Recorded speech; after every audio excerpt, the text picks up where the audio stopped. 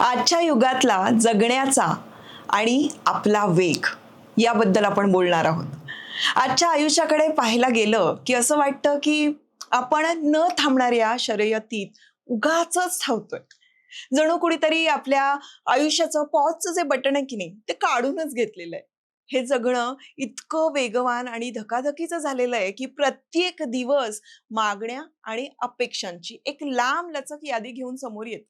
आपणही कसलाही विचार न करता एका यंत्रासारखं डेडलाईन्स आणि जबाबदाऱ्या पूर्ण करण्याच्या मागे लागतो. खरं सांगायला गेलं तर दिवसभर आपण वेगवेगळ्या भूमिका निभावत असतो. कधी ऑफिसमध्ये कामाचा इतका डोंगर असतो, तो उपसणारा कर्मचारी, तर कधी घरी कुटुंबासाठी झटणारी एक स्त्री, एक आधार. एका भूमिकेतून दुसऱ्या भूमिकेत शिरताना मध्येच समोर छोट्या मोठ्या समस्या डोकं वर काढतात. या सगळ्या गोंधळात आपण जगासाठी 24 तास हजर असतो, पण त्याची किंमत मात्र आपली मानसिक शांतता मोजत असते. बरोबर की नाही? आपला पीस आपण घालवून या सगळ्या गोष्टी करत असतो. हे सगळं सावरण्याच्या नादात आपण स्वतःला एक प्रश्न विचारायचा असतो, जो काही आपण कधी विचारतच नाही. मी खरंच ठीक आहे ना? बरी आहे ना मी आज? आणि खरं सांगू का, इथूनच आयुष्याचा तोल ढासळायला सुरुवात होते. म्हणूनच वर्क लाईफ आणि आपलं पर्सनल लाईफ हे बॅलन्स करणं हे अतिशय गरजेचं आहे. हे त्रिसूत्री जे आहे ना, आपलं काम, आपण आणि आपली फॅमिली, हे सगळं कसं बरं बॅलन्स करायचं आणि तरीही कसं आनंदी राहायचं, याची काही सूत्र आहेत. ती सूत्र मी आज तुमच्याबरोबर शेअर करणार आहे. नमस्कार मंडळी, मी स्मिता शेवाळे आणि आपल्या युट्यूब चॅनलमध्ये पुन्हा एकदा सगळ्यांचं अगदी मनापासून स्वागत आहे. माइंडफुल मंडेची ही सिरीज आहे. दर सोमवारी मी अशा वेगवेगळ्या प्रकारचे रिमाइंडर्स खास तुमच्यासाठी घेऊन येत असते. आजच्या या व्हिडिओमध्ये सांगणार आहे आपलं काम, आपली फॅमिली आणि आपण स्वतः, ह्या सगळ्याचा बॅलन्स कसा राखायचा. आता सुरुवात करूया. आपण कामाच्या ठिकाणी कुठल्या गोष्टी पाळू शकतो त्यासाठीची ही 2 सूत्र आहेत, ती लक्षात घ्या. पहिलं सूत्र ते म्हणजे सीमारेषा नक्की करायच्या, सेल्फ बाउंड्रीज. आजच्या या डिजिटल युगामध्ये आपण आपलं काम जे आहे ते वैयक्तिक आयुष्यात कधी शिरकाव करतं हे आपल्याला समजतही नाही. म्हणूनच मोबाईलवरच्या एका नोटिफिकेशनमुळे आपण जेवणाच्या टेबलवरूनही कामात ओढले जातो आणि म्हणूनच मर्यादा आखणं हे खूप गरजेचं असतं. कामाचे तास ठरवायला हवेत. एक असा मेंटल स्विच ऑफ पॉइंट शोधायला हवा, जिथे लॅपटॉप बंद झाला की डोक्यातलं कामही बंद व्हायला हवं. कामापासून दूर जाताना मनात अजिबात अपराधाची भावना यायला नको, गिल्ट नको, कारण काम करायचं संपणार कधीच नसतं, पण तुम्ही मात्र काम करता करता संपू शकता. नंबर 2 मुद्दा ते म्हणजे प्राधान्यक्रम ठरवायचा, प्रायोरिटीज ठरवायच्या. प्रत्येक गोष्ट ही तातडीची असतेच असं नाही. काय खरंच महत्वाचं आहे आणि कोणती गोष्ट आपण उद्यावर ढकलली तरी चालू शकते, हे आपल्याला ओळखता आलं पाहिजे. जेव्हा तुम्ही निवडक पण महत्वाच्या कामावर लक्ष केंद्रित करता, तेव्हा परिस्थितीवर तुमचं नियंत्रण हे अधिक असतं आणि कामाचा ताण जो असतो तो आपोआप कमी होतो. त्यामुळे प्रायोरिटी ही खूप महत्वाची असते. आता महत्वाचा आपल्या आयुष्यातला पार्ट म्हणजे कुटुंब, फॅमिली. त्या बाबतीमध्ये आपण कुठल्या गोष्टी बरं लक्षात ठेवायला पाहिजे, तर ही 2 सूत्र आहेत, ती लक्षात ठेवा. पहिलं सूत्र ते म्हणजे केवळ उपस्थित राहायचं नाही, तर सहभागी व्हायचं. अनेकदा आपण घरी असतो पण मनानं मात्र आपण ऑफिसमध्ये असतो किंवा उद्याच्या चिंतेत असतो. कुटुंबासोबत वेळ घालवताना ना फोन बाजूला ठेवून त्यांच्यात प्रेझेंट राहणं गरजेचं असतं. थोडा वेळ का असेना पण पूर्ण लक्ष देऊन त्यांच्याशी बोलणं आणि त्यांचं ऐकणं त्यांच्या नात्यातली वीण घट्ट करत असतं. त्यामुळे आपण जेव्हा आपल्या घरामध्ये असतो, आपल्या मुलांबरोबर असतो, आपल्या घरातल्या लोकांबरोबर असतो, त्यावेळेला आपण माइंडफुली अगदी तिथे असणं हे गरजेचं असतं, त्यांच्यासाठीही आणि आपल्यासाठी. नंबर 2 सूत्र ते म्हणजे काय, की संवाद साधायला हवा. कम्युनिकेशन हे फार महत्वाचं आहे. आयुष्याचं ओझं एकट्यानं वाहणं खूप थकवणारं असतं. त्यामुळे तुमच्या मनातला ताण, कामाचा व्याप किंवा तुमचे संघर्ष जे आहेत ना, ते कुटुंबासोबत आपण शेअर करायला हवेत. जेव्हा तुम्ही व्यक्त होता तेव्हा समोरच्या व्यक्तीला तुमची परिस्थिती ही नीट समजते आणि ते पाठिंबा देऊ शकतात.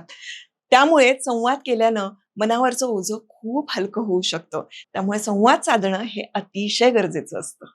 तर आयुष्यात सगळ्यात महत्वाचा पार्ट तो म्हणजे स्वतःचा पार्ट, सेल्फ केअर, स्वतःसाठीचा वेळ. तर स्वकाळजी ही चैन नाहीये, तर ही गरज आहे. वेळ कमी पडला की आपण सर्वात आधी स्वतःचा वेळ म्हणजे मी टाइम आहे ना, तो कापतो. ते काय चालेल असं म्हणतो. पण एक गोष्ट लक्षात ठेवा, रिकाम्या पात्रातून तुम्ही दुसऱ्याला काहीही देऊ शकत नाही.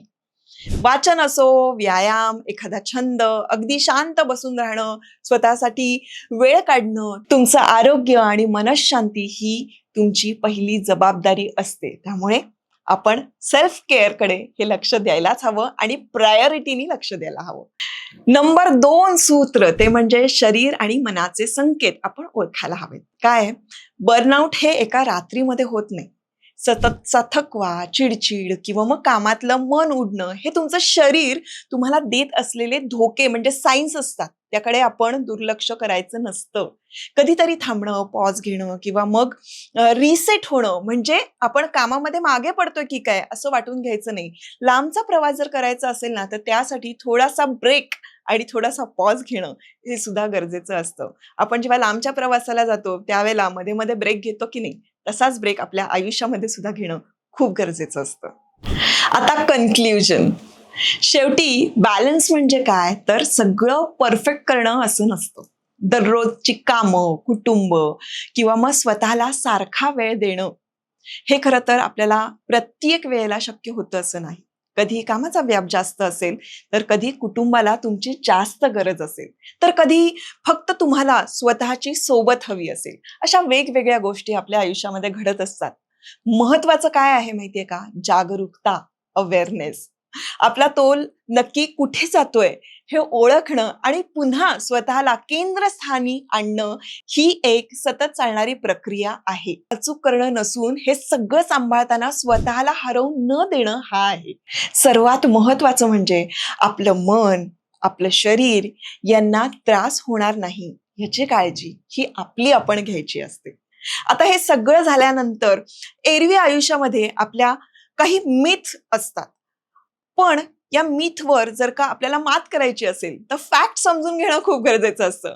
त्यामुळे या काही मिथ आणि फॅक्ट्स आहेत त्या समजून घ्या. मिथ. बॅलन्स म्हणजे सगळ्या गोष्टींना रोज समान वेळ देणं. पण असं नसून फॅक्ट अशी आहे, बॅलन्स म्हणजे समान वेळ नाही, तर योग्य वेळी योग्य गोष्टीला महत्व देणं. Myth number 2. संघर्ष करावा लागतोय म्हणजे तुमचं टाइम मॅनेजमेंट खराब आहे.